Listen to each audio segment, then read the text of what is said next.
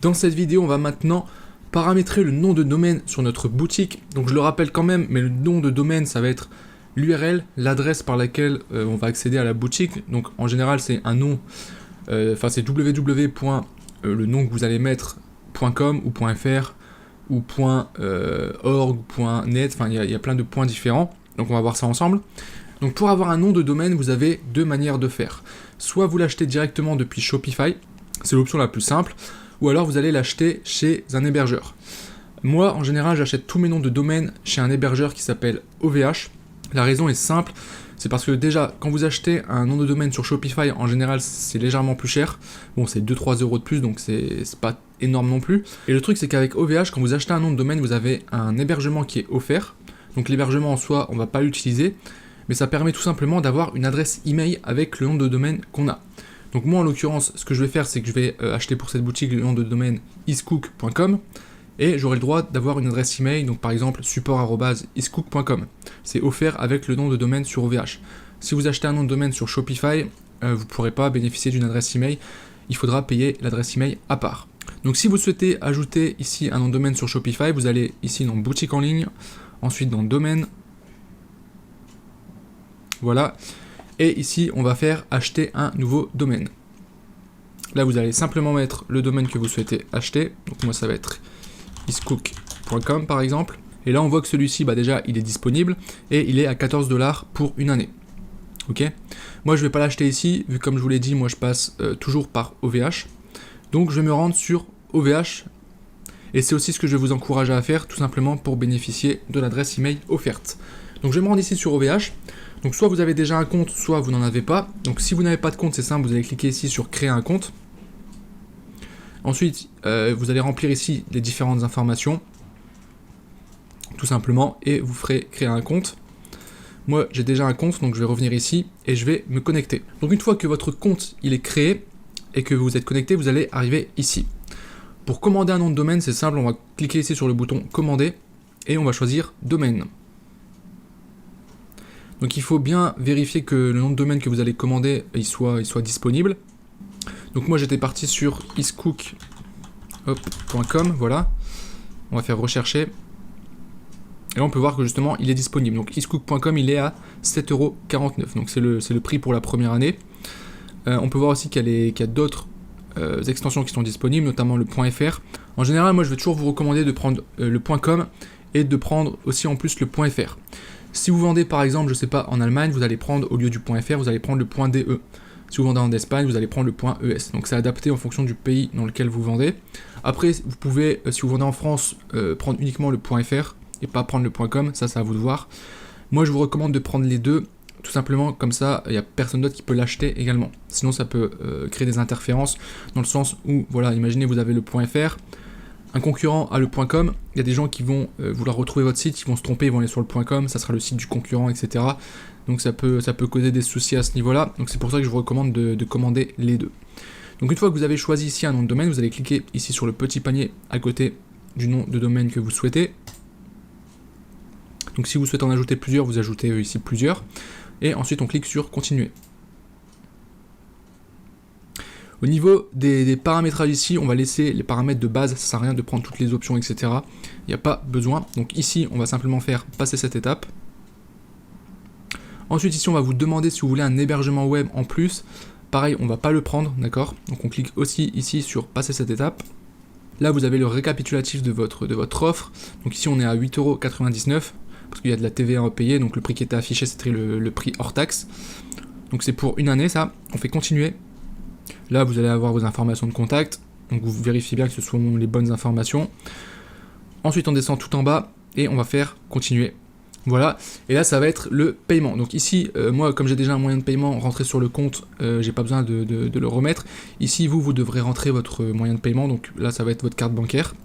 Ensuite, n'oubliez pas de cocher les cases qui sont ici et vous ferez continuer. Voilà, après, je pense qu'il y aura encore une validation supplémentaire et après, votre nom de domaine sera disponible au bout de, je dirais, peut-être 10-15 minutes, ça prend un peu de temps, il sera disponible dans votre tableau de bord, tout simplement. Alors là, moi, je ne vais pas l'acheter, celui-là, vu que je vais pas l'utiliser. mais je vais vous montrer l'exemple après pour le configurer avec un autre nom de domaine. Donc je vais retourner ici sur mon tableau de bord, et ce que je vais faire, c'est que je vais vous montrer la manipulation que vous allez devoir faire avec un nom de domaine que j'ai déjà. Donc ici sur la gauche, vous allez cliquer sur domaine, et ici ce qui va se passer sur la gauche, vous voyez, vous allez avoir accès à tous vos noms de domaine, d'accord? Donc moi j'en ai pas mal, effectivement. Ce que je vais faire, c'est que je vais en prendre un ici, pour l'exemple. Donc je vais prendre celui-ci, entrevue.com. C'est un nom de domaine que j'avais pour une ancienne boutique il y a un moment déjà, je ne l'utilise plus, donc je vais prendre celui-ci pour vous montrer comment le configurer. Donc une fois que vous avez votre nom de domaine qui est disponible ici, on va revenir sur Shopify, on va aller ici dans domaine, et là ce qu'on va faire, c'est qu'on va cliquer ici sur connecter un domaine existant. Et ici on va simplement mettre le nom de domaine qu'on vient d'acheter tout simplement. Donc moi en l'occurrence là je vais mettre entrevue.com. Ensuite je fais suivant. Voilà, une fois que vous avez fait ça, vous allez faire vérifier la connexion. Normalement, il va vous mettre une erreur comme quoi c'est pas configuré, c'est normal parce qu'il y a une manipulation à mettre en place. Là en l'occurrence ça a fonctionné parce que mon nom de domaine était déjà configuré, donc je vais vous montrer c'est quoi la configuration que vous allez devoir faire sur OVH. Donc je reviens ici. Donc une fois que j'ai cliqué sur mon nom de domaine, je vais aller dans zone DNS ici. Et là en fait vous allez chercher ici dans la liste, ou dans la colonne où il y a écrit type, vous allez chercher un champ où il y a un A, tout simplement, d'accord? Donc normalement, il y en a un seul, ici vous aurez le nom de domaine, et à droite vous aurez une valeur en chiffres. Ce que vous allez faire, c'est que vous allez cliquer ici sur les trois petits points, vous allez faire modifier l'entrée, et il faudra modifier le chiffre qui est ici. Donc par défaut, vous n'aurez pas ce chiffre, d'accord? Donc ça sera un autre chiffre, je ne peux pas vous dire c'est lequel, c'est géré aléatoirement, et par contre vous devrez mettre celui-ci. D'accord, ça c'est ça qui va dire en gros le nom de domaine il est lié à Shopify, pour simplifier. Donc ce chiffre là, vous allez le copier ici.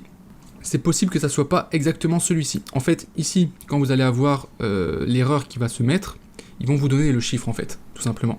Donc vous allez le prendre et vous allez le copier et le coller ici. Une fois que c'est fait, vous ferez suivant et vous validerez, tout simplement.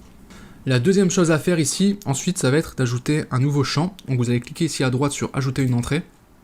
Vous allez sélectionner CNAME et ici vous allez coller ceci, donc hop, sans l'entrevue.com, donc juste ça, shops.mashopify.com, ça pareil Shopify va vous le donner ici, ça en l'occurrence c'est toujours le même, ça change pas, donc vous allez faire ça, et ici vous allez écrire entrevue.com avec un point à la fin, le point à la fin est très important, ok, donc respectez bien ça.